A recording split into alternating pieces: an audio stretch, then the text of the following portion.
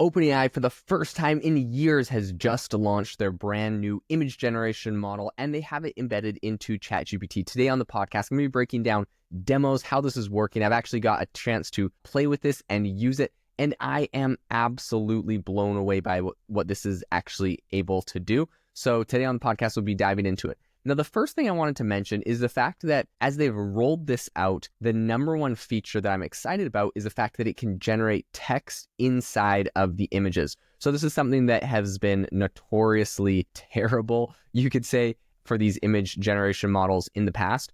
They recently came out with a tweet. They said, 4.0 image generation has arrived. It's beginning to roll out today to ChatGPT and Sora to all Pro Plus teams and free users. So literally everybody is getting this. They then had a picture right below it where it's literally someone holding a boarding pass. It says boarding pass introducing 4.0 image generation now in ChatGPT and Sora, March 25th, 11 a.m. PDT. Okay, they look, as you can tell now, it's very good at text. Look at all this accurate text. All that's written on the piece of paper. And I am blown away by how clear this is. So you can tell it generate a boarding pass with all of this information on it.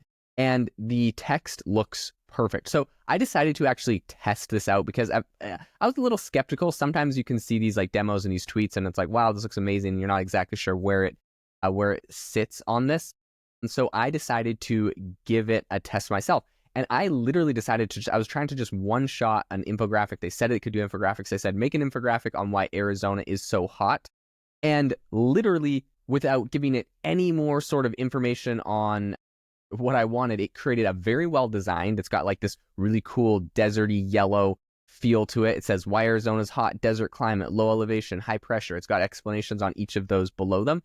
And the text looks perfect. It's all the same font. It's all super cohesive. I didn't have to choose any design. In my opinion, this / what comes after this is going to almost kill companies like Canva, or at least you're going to need to be able to maybe generate something like this and open it in Canva, and it's going to be kind of Canva's going to have to figure out some AI tools to make it so you can just edit this directly, because I don't really see myself in the future, if I want to create graphics or something, trying to go find a template or a design. I'm just going to one shot it. And it's very good at listening to your instructions. So I gave it virtually no instructions. I just said, make an infographic, but I could have said, make an infographic, include cactuses, include the sun. So they actually went through demos of what it's capable of doing. And it's very, very impressive. One of the things that it can actually do is you are working with it in a chat, and it can be super consistent. So you can create the same character. They showed a demo of this where essentially they were creating the exact same character. He had it create this geometric penguin character, for example.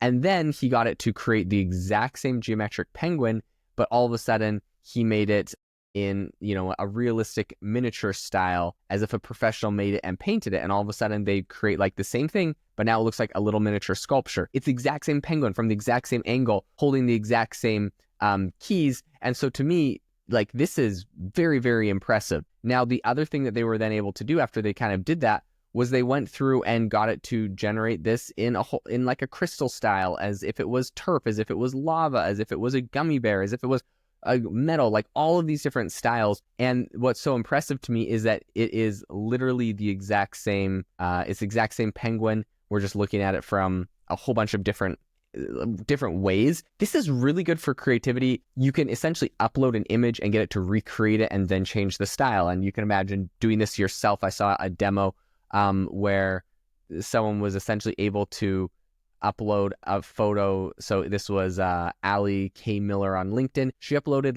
a podcast cover that she had done with, her profile picture or whatever, professional studio photo or whatever. And then she said, create. And so, by the way, this one that she's doing isn't even this same one from ChatGPT. Google has released this. So OpenAI is coming up with sort of this response to this tool from Google, and it's able to do pretty much the same things, but for the Google product anyway, she uploaded a podcast cover and said, create an official passport photo for this woman. Be sure to use the exact same woman. It created what it was called a passport photo, which looks just like a passport photo, and it looks exactly like her. You could tell it's obviously recreated with AI, but it is her. And so we're getting to this point where these tools are so good at you upload a character and then it just recreates it in a bunch of different variations. So that was a really cool demo. The next thing that they showed off that this thing is very good at is generating complex prompts. So they essentially created a prompt that they used for this, which they had 15 different sort of things. There was like a pair of googly eyes, a thumbs up emoji, a pair of blue scissors, a white giraffe, the word OpenAI. Like they had all of these different things that they wanted it to create, and then it created a graphic with all 15 of the things it described inside of that graphic. So the reason why they showcased that, and I'm so blown away and why I think it's important, is because now it's to the point where these images, we had image models that were good before. I think Midjourney was pretty good. It would look quite realistic. You could generate really realistic photos of people.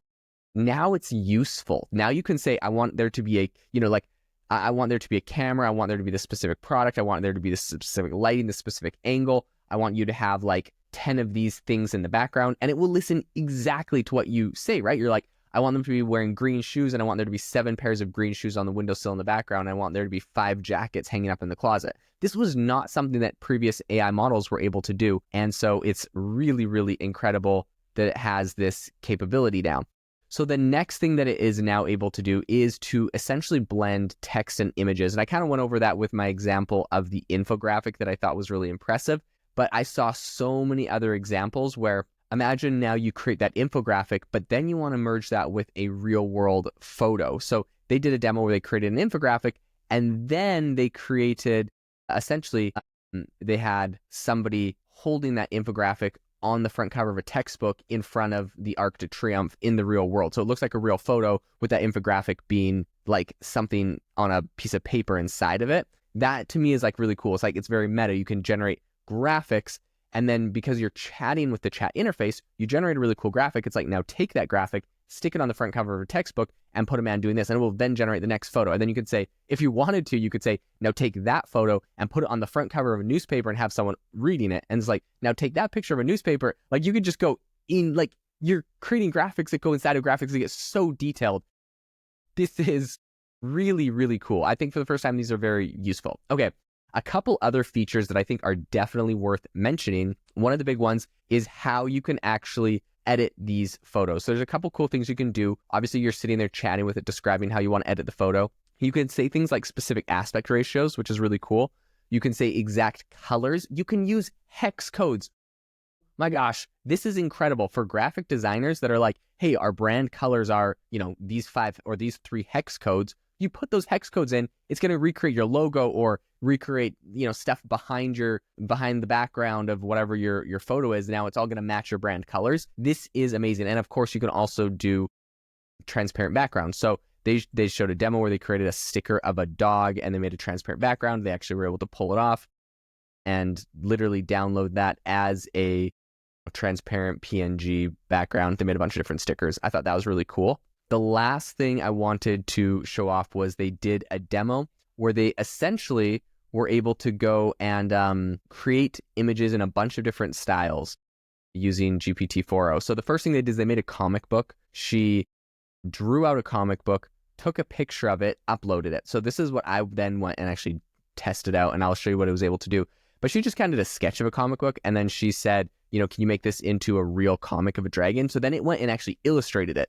It took her sketch, it illustrated it into be color, then it was pretty funny. But then she kind of said like, hey, here's a picture of like a crystal penguin, is one of the crystal penguins they had generated earlier in their demo. And she's like, now change out, the dragon for this crystal penguin. And it threw it straight into the comic book. So it's like, I think the ability to upload images and get it to kind of do these in real time. She also then took the crystal penguin and said, generate a lifelike statue of this in my living room. And it then was able to generate it in the living room. So you're uploading images inside of images. This is just incredibly useful. So I decided to test like the image, like if it's actually able to regenerate images. I tried with like a bunch of memes where I took a screenshot of a meme and I said, remake this photo. At first, it kind of glitched out when I said remake this photo, and it just like created the text for the photo. Then I told it to create an image, and it wasn't very good based off of that. So I was a little discouraged. I think this probably has something to do with the way it created the text first. So I tried it one other time, and while it actually did crash on the video generation,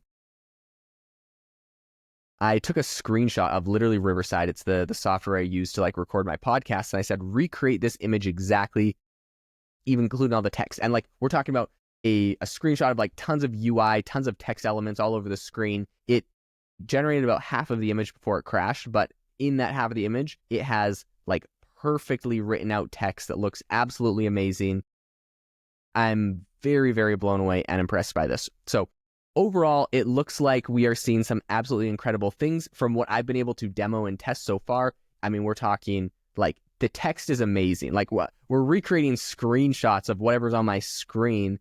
We're making one-shot graphics. We're making stickers. We're editing things, transparent backgrounds. This is literally the image generator of, I think, many people's dreams.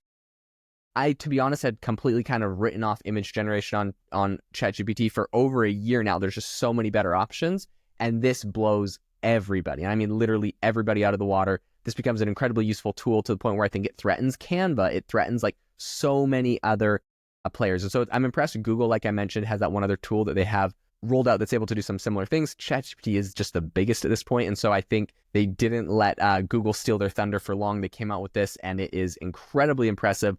Highly recommend checking this out. If you're a pro user, if you pay for it, even a free user, this is rolling out to literally everybody. You have to go check it out. The one thing you need to make sure to do is you need to make sure that ChatGPT 4.0 is selected. You don't need to go and select a dolly or, I don't know, go select any sort of image thing. Just make sure it's ChatGPT 4.0. That's where you're going to get the best version of this image generation. Thanks so much for tuning into the podcast. If you enjoyed it, make sure to like and subscribe over on YouTube. Drop us a comment or a review on Apple or Spotify. Thanks so much for tuning in, and I hope that you all have an amazing rest of your day.